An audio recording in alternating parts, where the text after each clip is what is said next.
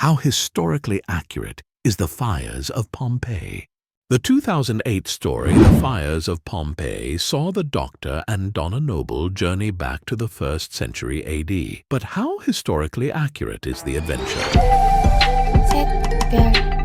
The Fires of Pompeii, for those of you that don't know, is a Series 4 adventure set in 79 AD during the time of the Roman Empire. The 10th Doctor and Donna Noble arrive in the famous Italian city, which sits at the base of the mammoth Mount Vesuvius, a landmark which, to the contemporary Romans, is nothing more than a mountain, whereas it is in fact an active volcano. And in The Fires of Pompeii, the Doctor rightly points out that at this point in history, the Romans don't even have the word volcano. And while the episode implies that the Romans derived the name from the eruption of Mount Vesuvius, this probably wasn't the case. Whilst some of Pompeii's residents would indeed have worshipped the god Vulcan, the god of fire, and may have used the term volcano to describe Vesuvius' eruption, it more likely derived from the Sicilian island of the same name, which was so called because the Romans believed the place to be the chimney of the fire god. And so, as previously mentioned, the residents of Pompeii would have had no idea of just how much danger they were in.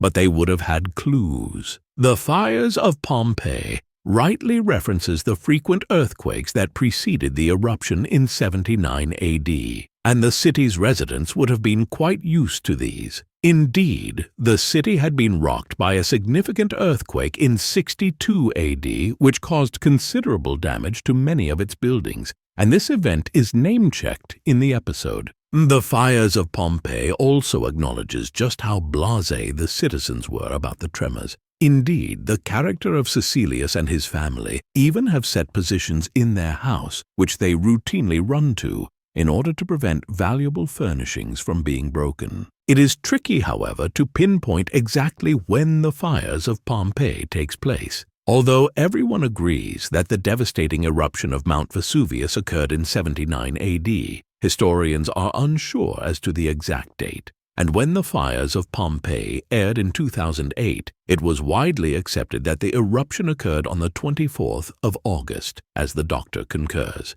But more recent archaeological findings have revealed some Pompeian graffiti, which appears to be dated some 2 months after this. And it is not just the graffiti which supports a later eruption date. Historians have also found autumnal fruits within Pompeii's buried remains, adding weight to the theory that Mount Vesuvius didn't blow up during the summer. Thus, the devastating events more likely occurred in the October of that year, possibly on the 24th or 25th. And then there is the more morbid question of how many people exactly perished when Mount Vesuvius erupted. In The Fires of Pompeii, the Doctor tells Donna that there are some 20,000 people who will be impacted by the event, and he's not wrong.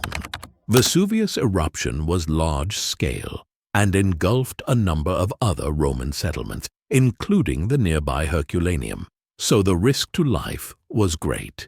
At the same time, it is unlikely that as many as 20,000 people died in the disaster. Although the eruption was sudden and unexpected as shown in The Fires of Pompeii, the inhabitants would have had more time to escape than the episode suggests.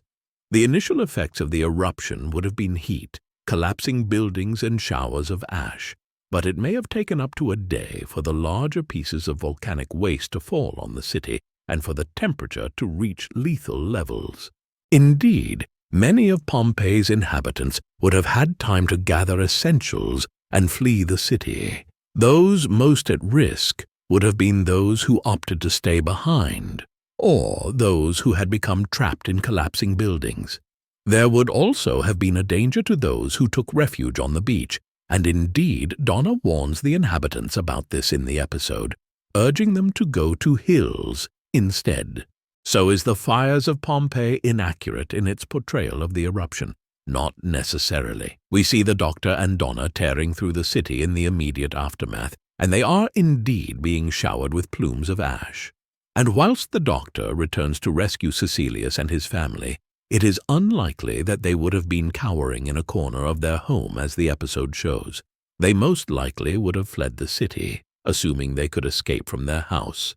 None of this is to say that the death toll from Vesuvius's eruption was insignificant. Although no one can be certain of the exact figure, the remains of over 1,500 people have been found in Pompeii and the nearby Herculaneum, with the total figure likely to be much higher. And as the Fires of Pompeii points out, the city and its ruins were quickly forgotten, leaving Pompeii buried and undiscovered for many hundreds of years. But that is not to say that it was instantly erased from memory. There is evidence to suggest that some contemporary excavations were carried out at the site shortly after Pompeii was destroyed. Some of the ruins were discovered with markings, which suggest that the site had already been dug by Roman thieves who were extracting riches from the remains. Finally, just in case anyone's wondering, there is little evidence to suggest that the pyrovile were active in 79 AD,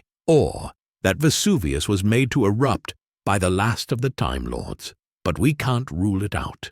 How much does the historical accuracy of Doctor Who matter to you? And what is your favorite moment from the Fires of Pompeii? Let us know in the comments below.